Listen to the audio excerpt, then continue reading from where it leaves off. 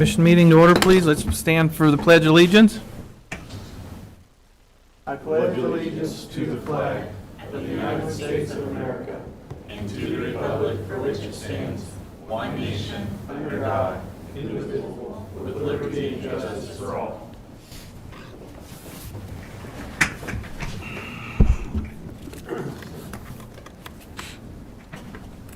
Okay, Bobby, if you could call a roll, please. Commissioner Nathan Liker.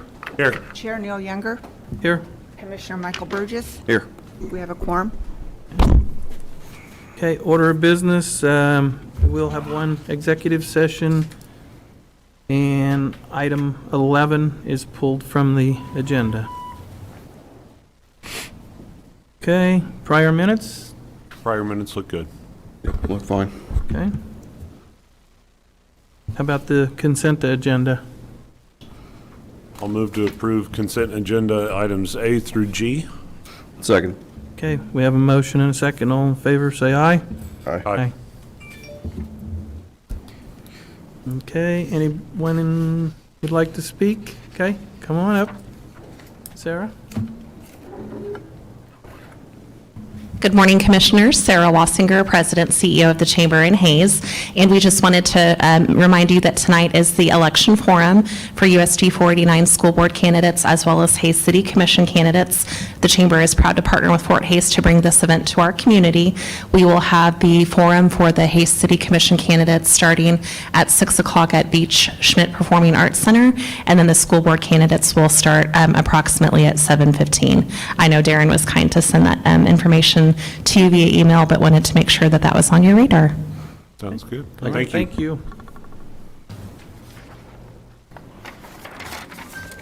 Okay, the monthly departmental report.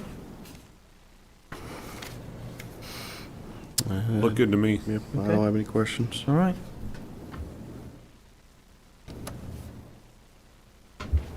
Okay, United Way request. Erica? And just to avoid any potential conflict, I'll recuse myself for this presentation. Thank you, Commissioner Burgess. Good morning. I'm Erica Burgess, Director of the United Way of Ellis County, and I'm here to speak to you about the alcohol tax funds. Special alcohol tax funds are governed by a state statute, which states that the funds must be expended on the purchase, establishment, maintenance, or expansion of services for programs whose principal purpose is alcoholism and drug abuse prevention and education, intervention in alcohol and drug abuse, or treatment of persons who are alcoholics or drug abusers or are in danger of becoming alcoholics and drug abusers. The disbursement of alcohol tax funds is determined by the Care Council. The Care Council is made up of 13 volunteers, a chair, and 12 volunteers that are broken up into 4 groups of 3. Each group oversees reviewing 5 to 6 applications determined by the category of community and neighborhood, family and individual, children and youth, and health and rehabilitation, which is the category the agencies that receive alcohol tax funds are in. The United Way of Ellis County, on behalf of the Care Council, are asking for alcohol tax funds for 2 agencies, Dream Incorporated and Smoky Hill Foundation for Chemical Dependency. We ask that the funds are split 50-50 between the 2 agencies. Here's a description of the programs that this helps fund. For Dream Incorporated, they have their intervention treatment program.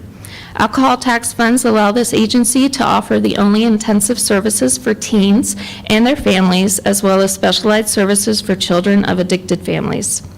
Dream Incorporated provides treatment services for low-income adult and teen clients. Financial hardship is one of the problems of substance abuse that impacts clients and families.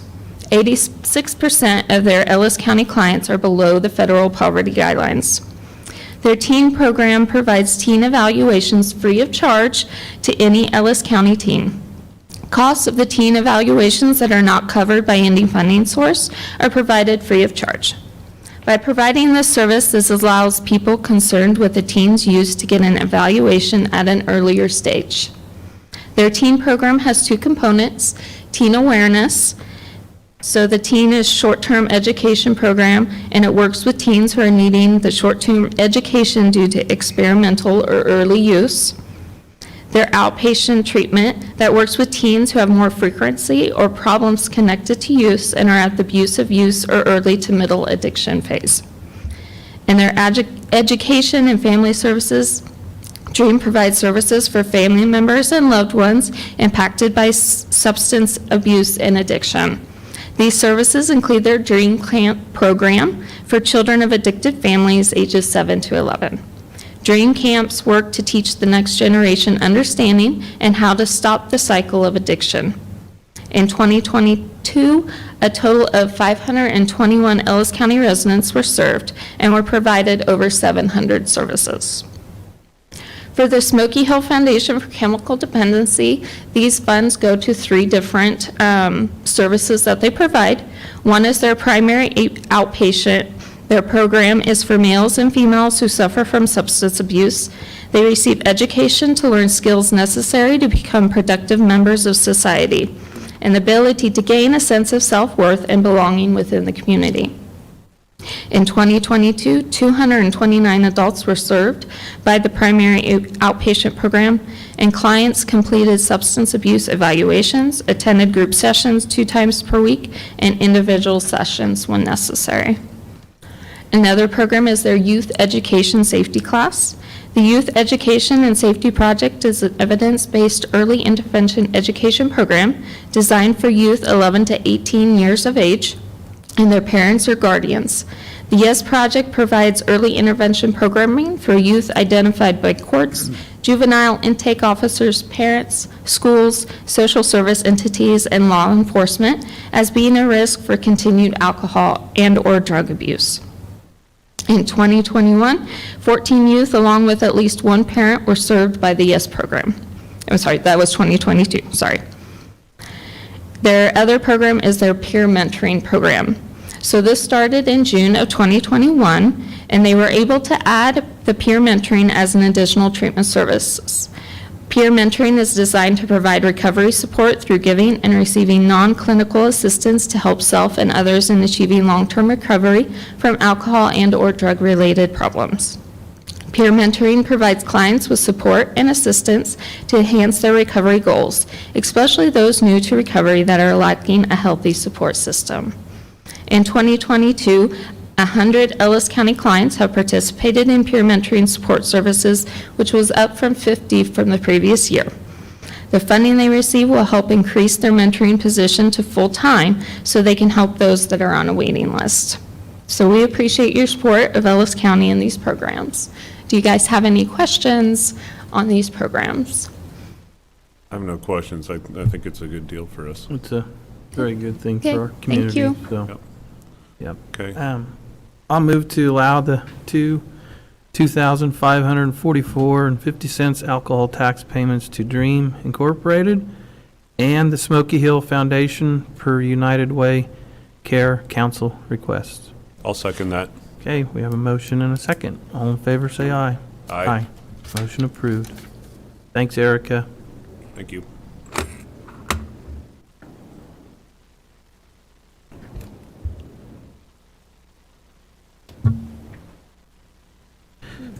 Okay, bridge engineer agreements, Brandon?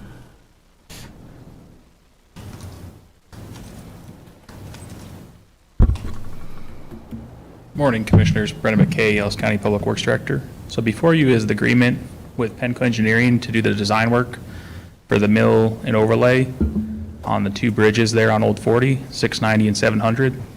One is known as the Vincent Bridge, which I'm sure you guys have all heard about quite a bit for how rough it is. So the reason for putting these 2 together with the changes to the capital plan that was done this spring and then approved here this fall, it's too late in the game to get something done potentially in 2023, but we can tie these 2 projects together and save on mobilization, hopefully, by doing it, having one contractor for both projects and awarding the bid at the same time. It was our thought in our office to save on county funds for that. So the one will be slightly delayed, but with not knowing which direction the commission was going to go with our capital budget, had to wait on it. So this is just like a hot mix road where you would mill off 2 inches and come back with 2 inches. It's the same thing. It's not going to change the approaches at all. But what it's going to do is fix those delaminated areas in there for where salt's gotten into and it's starting to affect the rebar. Just when we were on our road tour, you guys saw that when we drug a chain across a couple of those bridge decks, you can hear those hollow areas. That's where the layers have separated. And if we continue to do nothing, they'll continue to separate, cause concrete to spall out, and further accelerate the wear on the bridge before lessening the chance of being able to do a repair like this and going to just a full replacement in the future if nothing's done. Okay. Will this affect these two bridges? Will this affect any of the bridge plans that we have for south of, by the actual Vincent Church in that area? This will not affect any of those, plans that are on those bridges down there. Okay. These were the two that were budgeted for in 23 and 24 as a rehabilitation and not a replacement. Okay. Now, will these be closed down for an extended period of time? Yes.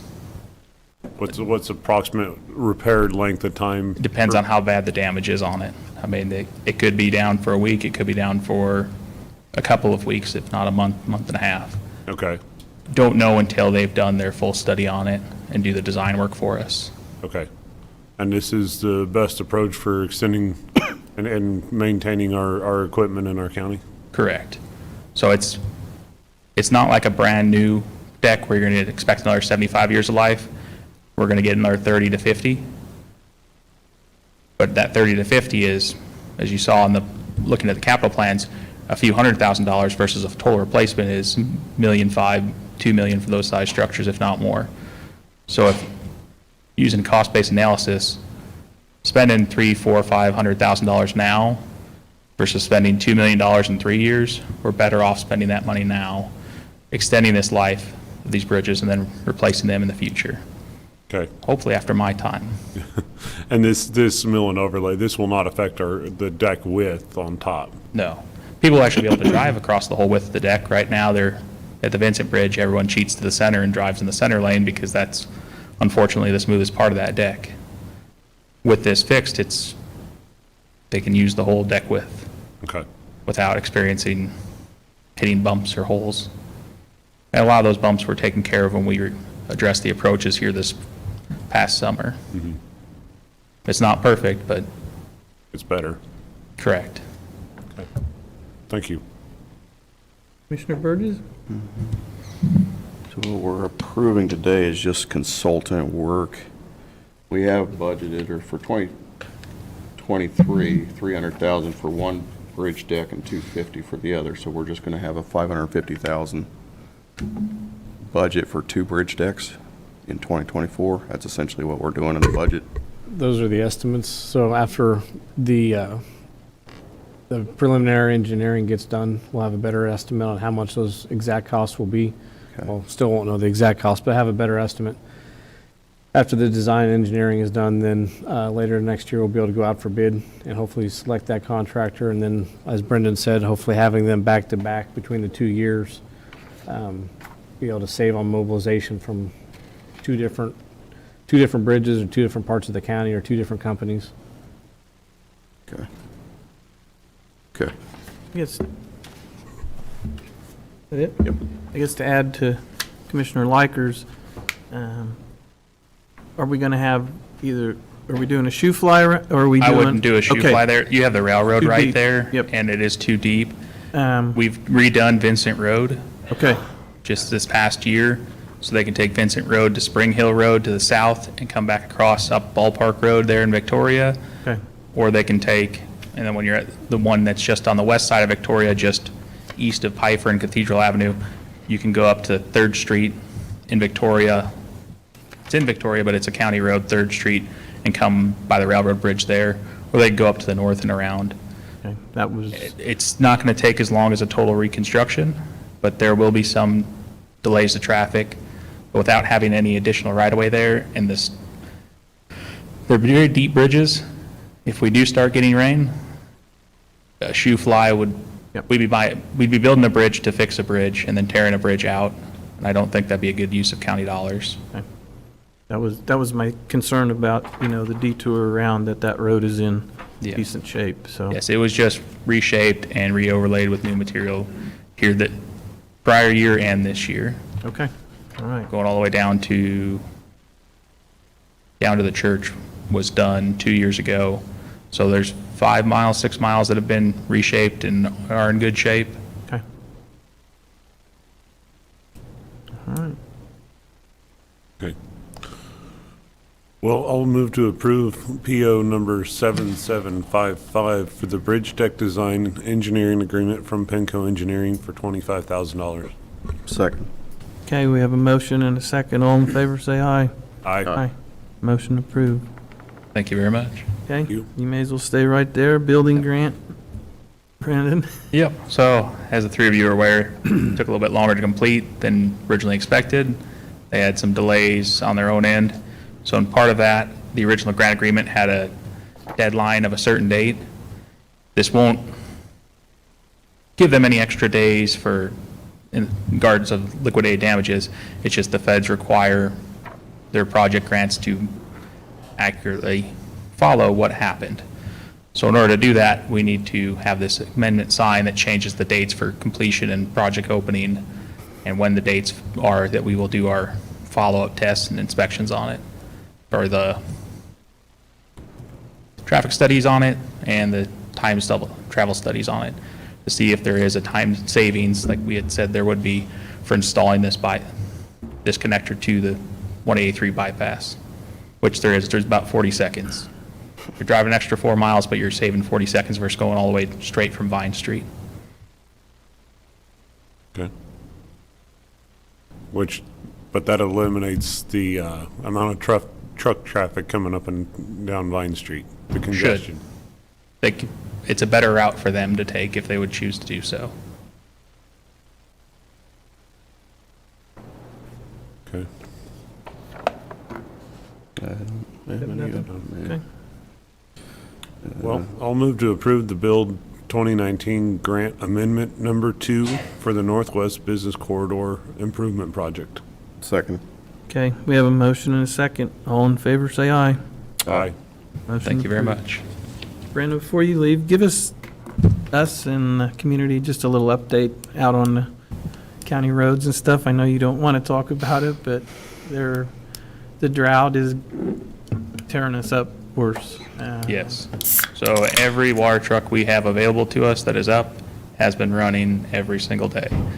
Our sources for water are getting further and further apart as less ponds have water in them and less landowners are turning loose of that water. We do pay for it, so that makes some of our hauls even further. So we're having to haul further away with water, which means we can get less done with it. We've got 1,376 miles of road, plus or minus quite a few more. With 3 water trucks and 1 tanker, it's not enough to cover everything, and we have 1 water truck that's down. It's going to need a new motor in it. It's overheated a few times, the head's most likely warped. Something I'll bring to you in November is replacement motor on that, just like we had on our Western Star on our tractor trailer we had this past about a year ago. Similar issue, same problem. Motor's been down on power for quite a few years. So we're doing what we can. I mean, unfortunately, it's dry. If I could make it rain, I would. But just something we face with when you hit dry areas. Rock gets soft, turns to powder, we wet it back down, reshape it up. It looks good until it gets a lot more traffic on it and it stays dry like this, and then it starts to powder back out again. So we bring in new material, more water. We don't have enough. Even if I had a water truck for every employee, we would still have dry spots in roads. It's the nature of the beast, unfortunately. Okay. And the mowing I see is going on, so. Same thing. We have all.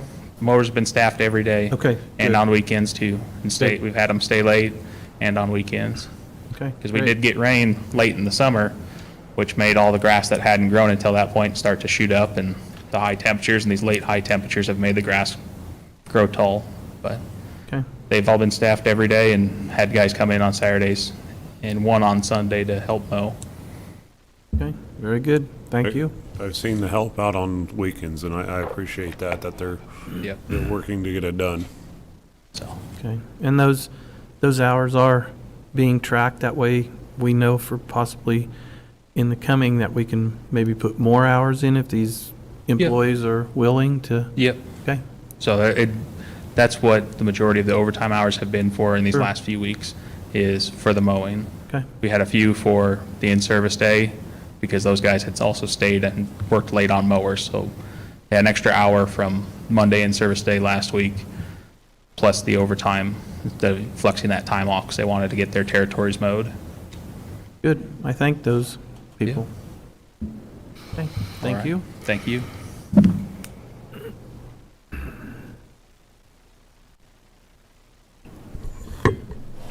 Okay, Public Works Building Contract, Darren? Morning, Commissioners. Darren Myers, County Administrator. Before you this morning is about 120 pages worth of a construction contract between the county and PWC Incorporated for the construction of the new Public Works building just north of town. It's kind of the final step, the final piece of the contract to get signed to protect both PWC as well as the Ellis County in cooperation with GLMV Architecture. We do have, I don't really have a whole lot of updates for you in regards to timeframes, the building itself. We do have a meeting on, just look, Thursday or Friday in the afternoon. It's the pre-construction meeting, so I'll have a lot more information that I'll be able to share with you after that. I can give you a call and let you know if there's anything that's coming up. But they still, as of the last time we talked, planned on starting work here in a couple weeks in November. And then their goal would be to try to get as much of the concrete down before winter actually gets here and gets cold, and then have a winter shutdown for a couple months while they're waiting for the building to arrive. And but I'm assuming they'll give us a whole schedule and layout when we have that pre-construction meeting on Thursday, and then I can share that information with you. But as I said before, this is just an agenda item to approve that contract between the county and PWC. Any questions? No, and just to clarify that we'll pay as we go on the county, and then there will be a partial retainer left upon completion payment? Correct. So this is just like any of the other projects that we've done in the county where we have, like, this is an AIA document, but there's a retainage fee. And we each, like for the HVAC in this building, when we did that, we had the same exact, they billed us on a monthly basis based on the work that they've completed or the parts that they've ordered, or sometimes after they get received is when they get billed. And we'll get those over the next year or so. And at the project completion, that's part of the construction administration with GLMV. They'll come up, they'll do walkthroughs, do inspections, and then after the project's complete, and the commission is fully, if you're interested, you can come up and do those walkthroughs as well.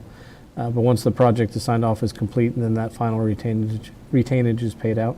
Okay, and this will all go through PWC, and they will take care of the subs?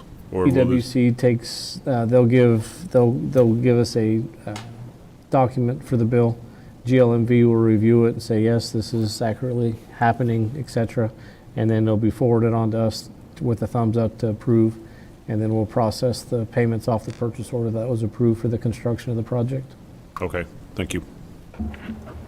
Just, yeah, follow up with that again, a budgeting question. So we've already allocated the $6 million for 2023. So even though we're paying as we go, that's all Yep. on the ledger is 2023 budget. Correct. When the commission approved that purchase order for that, I don't remember, the 5.6 or so million, that money is encumbered in 2023. And then when we roll over into 2024, which is most likely when we start receiving our first bills, we'll get those invoices, and Bobby does the magic in CIC. That money will be encumbered over into 2024, and then we'll just continue to pay off that purchase order. Okay. Okay, I have nothing. I move to approve the contract documents with PWC Incorporated for the construction of a new Public Works facility. Second. Okay, we have a motion and a second. All in favor, say aye.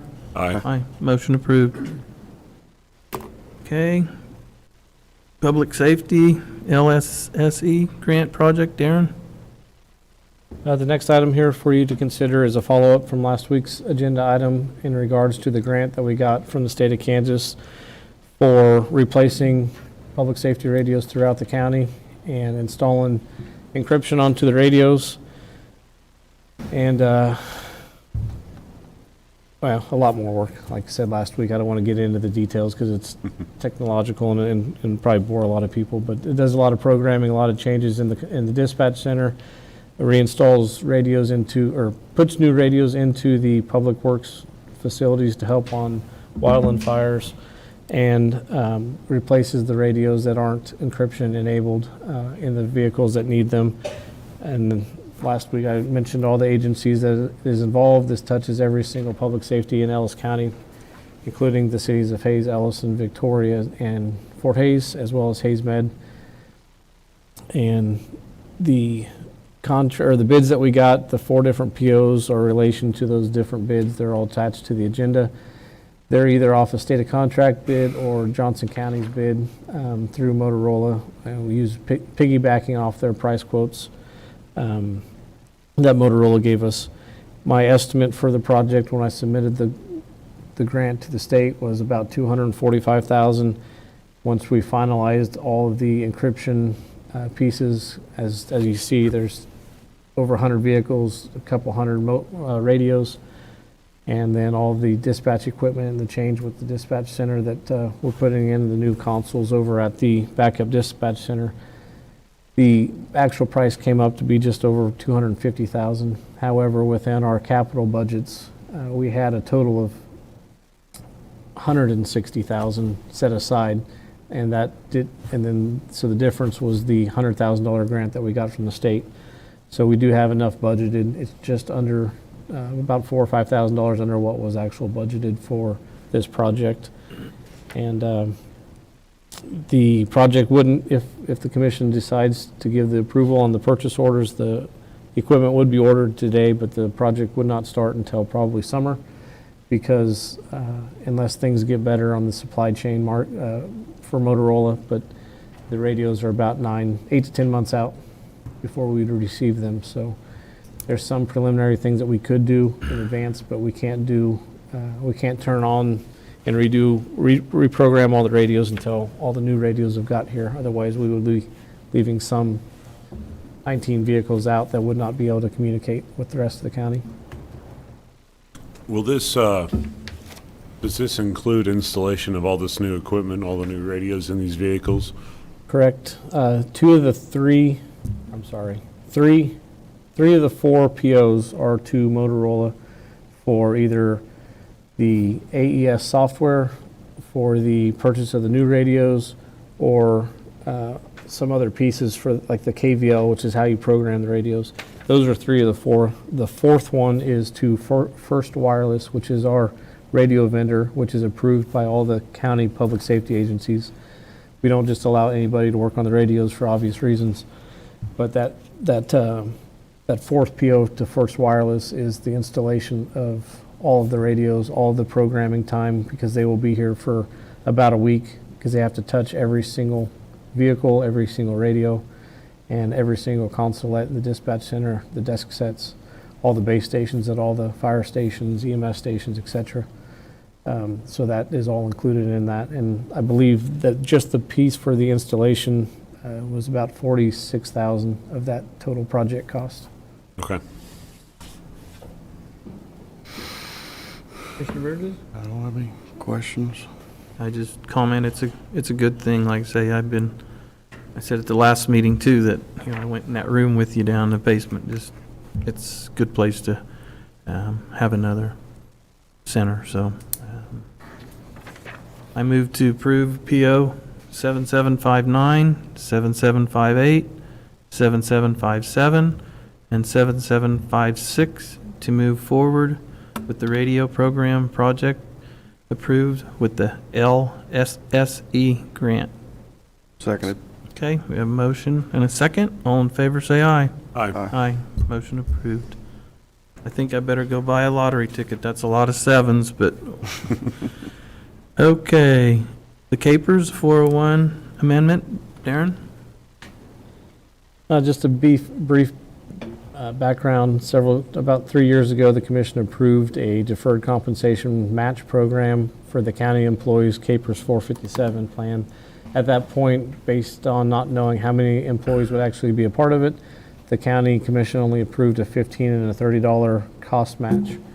Yeah, and at that point, the commission stated that if we had enough increased amount of employees that were part of the program, they would add a $45 option. I don't remember the exact numbers because it has been a few years, but I believe in speaking with Janet at that time, we only had about 20-some members that were doing the retirement savings account, and now I believe we have over 100.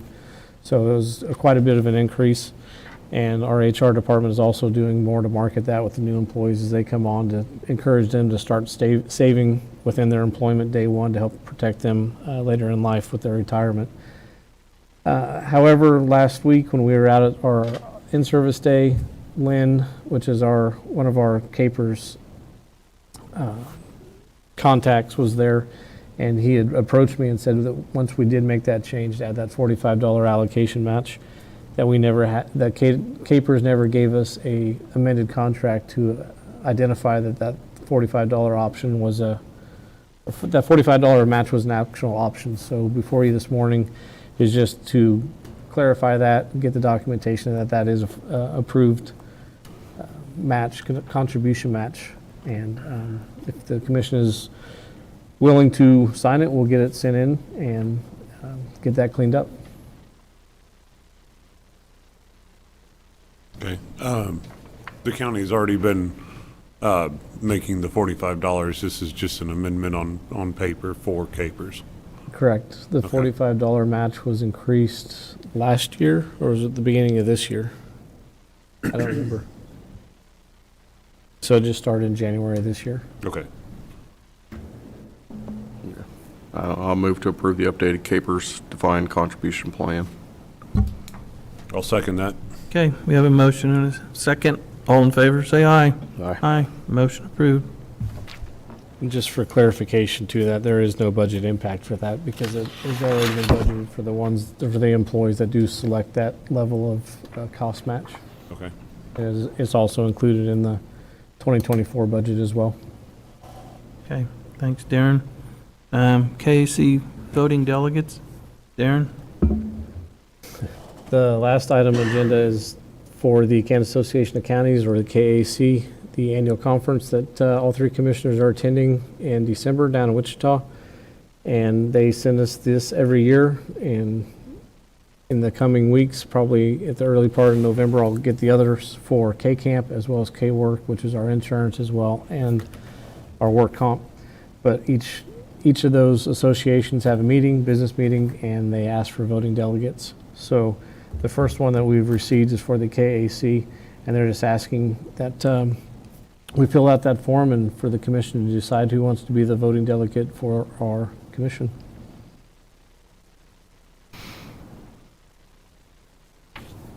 If we're all attending, I mean, Yeah. I would defer to the chair to be the voting delegate. That's fine. I'll do that. And I'll just verify on the sheet. The first alternate and second alternate, does anybody want to fight over one of those two positions? It makes me no difference. I can be first alternate. At first and second, just go in order of our, Yeah, there you go. I'll go with that. I will have it filled out as commission chair as a delegate. Commissioner Liker as the first alternate and Commissioner Burgess as the second. And then I'll have Bobby get that signed and sent in. Okay. Sounds good. Okay. Okay, county commission report, Darren? Where's the administrator? Nope. Promoted me. Yeah, he promoted you. Yeah. I didn't have anything, but I I'm guess sorry. while I had a writing. second to think about it, we did hold the 50th anniversary the county fire department this last weekend at the fire station on 22nd Street from 3 to 7 p.m. We barbecued expecting to have about 200 or so people there, and the meal was served at 5, and we counted over 300 people go through the line. And we had several hundred people before that came through. kids galore. The firefighters did an amazing job. They had their own individual raffle that they did. They sold all 600 tickets. So it was a good fundraiser for them. They had a very great turnout. The kids had a blast. They had hula hoops ring toss that they did over the fire hydrants. They had firefighter bowling. They had a bag toss. They got to climb in the truck. Smokey the Bear was there. Like I say, lots of food. We ended up having to go gather up about 10 more tables and 40 more chairs just because the rush was so big that we didn't have no tables and chairs set up. So it was a great turnout. I appreciate the community coming to support the firefighters on their efforts. And I think they were so happy with the success that they had that they're going to try to do it every year for Fire Prevention Week. So just wanted to give a shout out for the good job, good work that they did. That's all I got. Good deal. Okay. Well, I had hoped to make it too, but because of weather conditions, I was unable to attend the firefighter deal. So other than that, I want to congratulate Darren with what he's done with the fire department and how strong it's become. Other than that, I have no report. I attended Trigo Rural Water. When did we? District sometime. When did I do that? Wednesday night. Wednesday.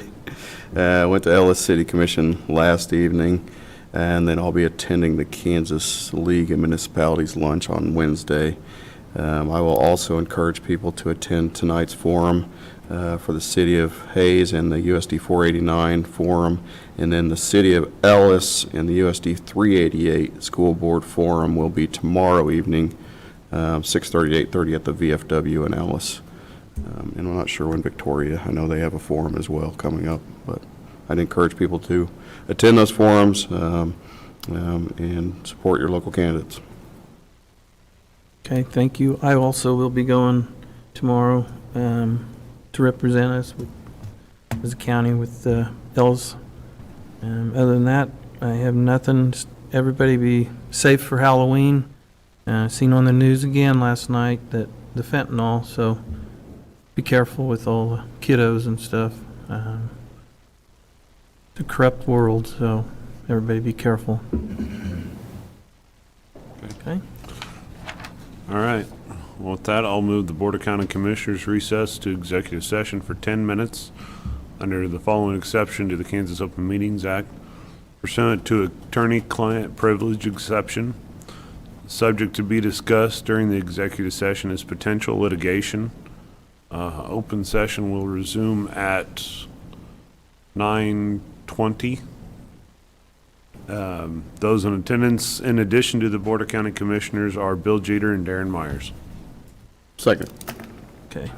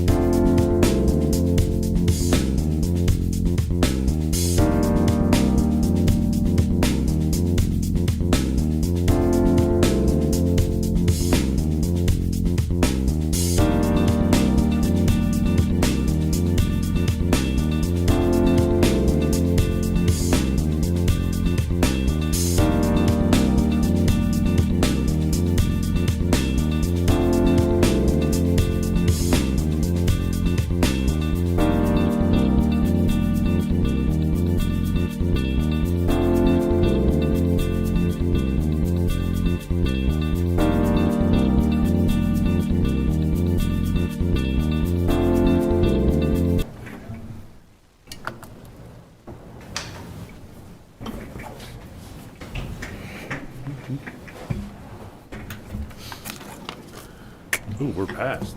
That clock's off. I figured that clock was off. I didn't know what it was. Okay. No decisions were made. Okay. Meeting adjourned at 9:24. Yeah.